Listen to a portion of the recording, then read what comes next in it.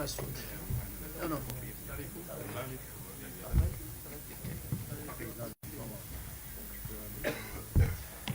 Bienvenue. Ok, merci. Salam alaikum. Effectivement, les prises de parole sont justifiées puisque ce dossier a plusieurs... la démarche elle-même a plusieurs dimensions. Il y a une dimension éminemment technique qui a été évoquée tout à l'heure avec rigueur par mon confrère Montoulou. Et moi, je souhaiterais insister sur un aspect africain et puis sur un aspect aussi politique, et ça a été évoqué par mon confrère également, Brice, pour dire qu'effectivement, il y a, et nous ne sommes pas naïfs, hein, dans la mesure au regard de la portée politique de cette démarche, puisqu'il y a une portée politique, que beaucoup de gens vont se poser la question sur le pourquoi de cette démarche judiciaire. Bon, ça a été dit avec clarté, et je me dois aussi insister, puisque c'était le sujet, le point principal de mon intervention, c'est de dire qu'effectivement, cette révision, ce recours en révision n'a pas pour effet ou bien objectif de rétablir l'éligibilité de M. Ousmane Sonko qui est acquise de façon pleine et définitive. Je pense que c'est un aspect extrêmement important. La preuve, aux dernières élections législatives, il avait conduit une liste et que cette liste a été portée haut la main par les électeurs et qu'il est pour longtemps et définitivement inscrit sur la liste électorale. Bon, donc ce n'est pas l'objet de la démarche judiciaire qui est en cours. Et cette démarche, elle est légitime. Ce recours en révision, il est légitime. Pourquoi? Parce que l'amnistie qui est évoquée ici ou là, et à juste titre, est un effacement légal.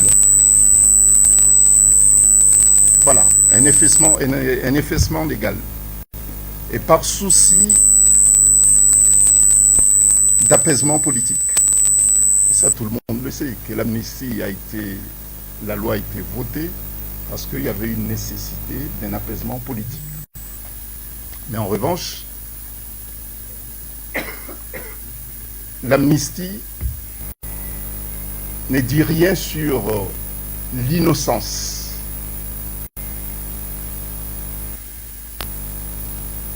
Voilà.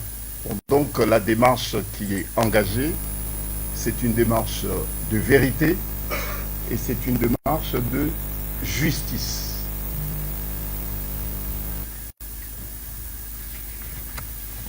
Et il a été évoqué tout à l'heure qu'il y a eu des préjudices politiques, mais pas que politiques.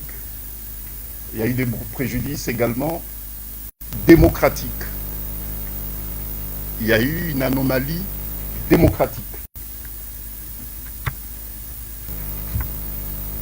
Donc il y a une nécessité absolue à ce que la dignité de notre opinion, M. Ousmane Sonko, sa dignité soit pleinement rétablie. Et ça, c'est prévu par le texte. M. Ousmane Sonko ne demande pas de faveur. Il ne l'a jamais demandé d'ailleurs. Il a toujours été ferme et intransigeant, a toujours affiché son attachement aux valeurs républicaines, aux droits et à l'égalité de tous. Donc il ne demande pas de faveur. mais il demande l'application de la loi. Bon, nous savons qu'à partir d'aujourd'hui, beaucoup de gens vont fouiller les textes de loi pour savoir ce que c'est une révision. Ils verront que c'est prévu. N'importe quel citoyen, s'il estime avoir été condamné par erreur, et c'est le cas ici, et qu'il dispose d'éléments nouveaux qui pourraient amener le juge à réexaminer une décision devenue définitive, peut le faire. Ce qui est ouvert à tous les citoyens sénégalais, mais aussi pour M. Ousmane Sonko. Donc, c'est quand même important puisque c'est toujours facile de dire que, écoutez, il est Premier ministre aujourd'hui et qu'il demande la révision de son procès, donc il l'aura à 100%. Mais non, ce n'est pas le cas. Ce n'est pas le cas. La justice se prononcera au regard des textes en vigueur et puis au fait qui lui sera soumis. Bon, donc, je parlais tout à l'heure aussi d'un témoignage africain. Et c'est important de le souligner. Si je suis ici aujourd'hui, c'est parce qu'il y a eu une mobilisation internationale, mais une mobilisation africaine en faveur du droit, en faveur des libertés, en faveur de la démocratie. Tout à l'heure, mon brillant confrère l'a souligné, a dit que bon, c'est peut-être pour la première ou deuxième fois qu'au Sénégal, une procédure de révision est initiée. Écoutez, nous allons en Afrique nous inspirer de ce bon exemple. Et nous voulons qu'à travers cette procédure en révision, qu'est-ce que nous pourrons tenir en Afrique de ce recours en révision? Ce que nous espérons, qu'un citoyen ne puisse pas être empêché d'exercer ce droit politique sur la base des artifices juridiques et par des manipulations politiciennes. Nous voulons que la justice reste à l'abri des pressions politiques. C'est ça ce que nous voulons. C'est ce que nous attendons aussi de cette démarche. En tout cas, ça sera une très très très belle leçon. Comme quoi Ousmane Sonko ne cesse pas de surprendre.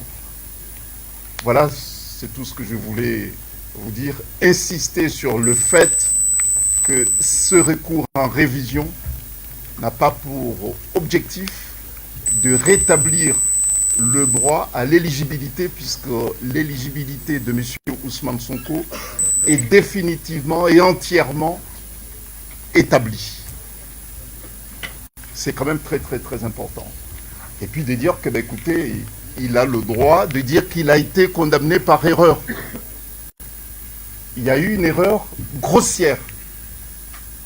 Une erreur judiciaire grossière qui a été commise au préjudice de M. Ousmane Sonko, au préjudice de ses militants, au préjudice des Sénégalais, et puis au préjudice de la démocratie, au préjudice de l'Afrique aussi, qui a beaucoup misé et qui a beaucoup espéré, qui a beaucoup prié pour qu'Ousmane Sonko devienne président.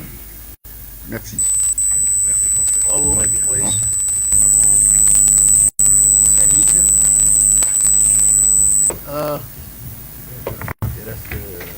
Il y a Abdi qui voudrait peut-être apporter une précision en Wolof. Et après, on va donner la parole.